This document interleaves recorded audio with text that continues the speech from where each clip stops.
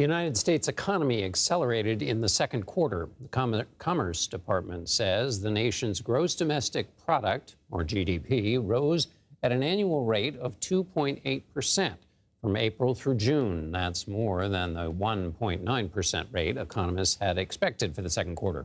Experts say the growth is due to an increase in consumer spending and business investing more in their inventories, despite the pressure of continually high interest rates. Jeff Stein joins me for more. He's a White House economics reporter for the Washington Post. Jeff, I'm going to run you through a couple of different questions here. You wrote a big takeout on economic warfare, which we're going to get to in a moment, but I want to first get your take on what this GDP growth tells us about the state of the economy and how you think the Fed will read that data.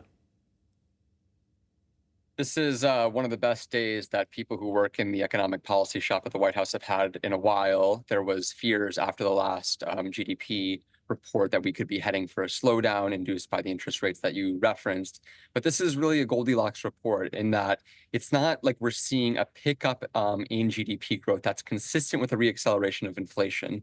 The biggest source of the GDP growth that we saw was the increase in business inventories. And that is something that is not really responsive to interest rates the same way that consumer spending might be. And so people in the White House, Democrats, are quite optimistic that this report, while while still showing some heat in the economy, suggests that maybe the Fed could still cut, that there won't be an impetus to stop the attempt to cut because of this report, because of this acceleration. Now I'm going to take you to another story you wrote about recently on the topic of the economy. You wrote about Vice President, now likely Democratic nominee Kamala Harris's discussions about what is referred to as the care economy agenda.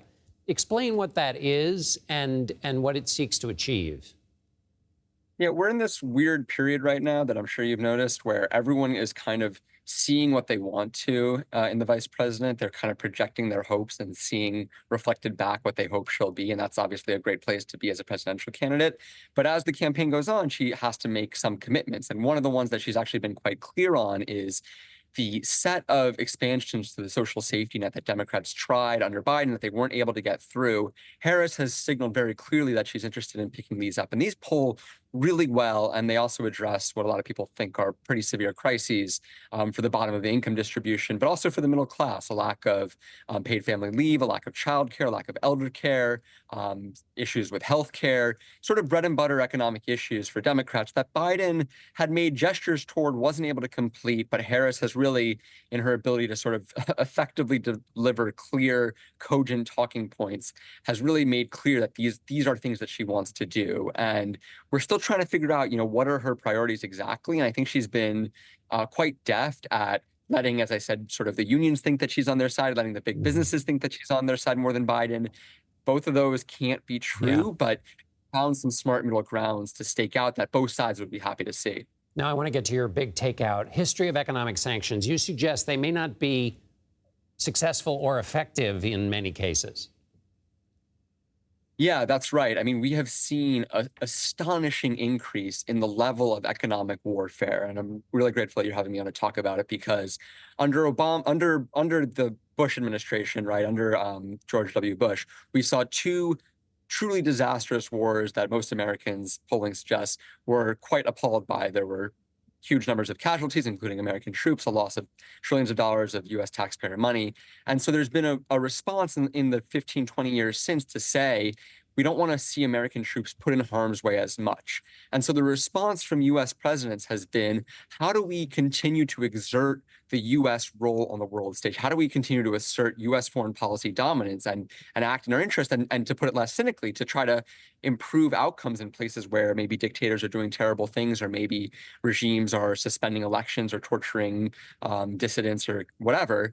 How do we still respond to that without going to war? And so in that breach, we've seen a huge rise in these economic sanctions, these measures that restrict economic activities with these countries, which now we reported today are in effect in some form, not just on the whole country, but also often on individuals or companies, but on 33% of the entire world, and 60% of all poor countries are under some form of U.S. sanctions. It's a staggering increase from 20 years ago when it was really just Cuba and a couple other countries. So in the last 30 seconds we have left, they may not be effective. And then also, do they have downsides? I mean, you know, as you write, pushing countries into the arms of other countries with these sanctions.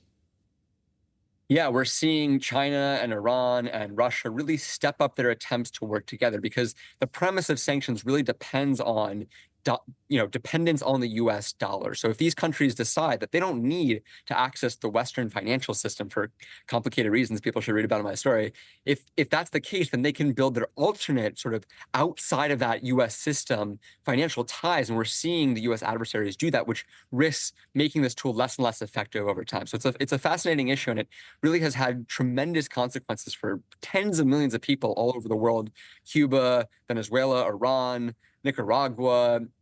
I can spend the rest of the segment listing countries that have been affected by this. Well, it's really important reporting, and people should read it, because every day I feel like I'm announcing some new sanctions that are being imposed in one way or another, and this help puts it in great context. Jeff Stein with the Washington Post. Thank you so much, Jeff. Pleasure. Thank you so much, Jen.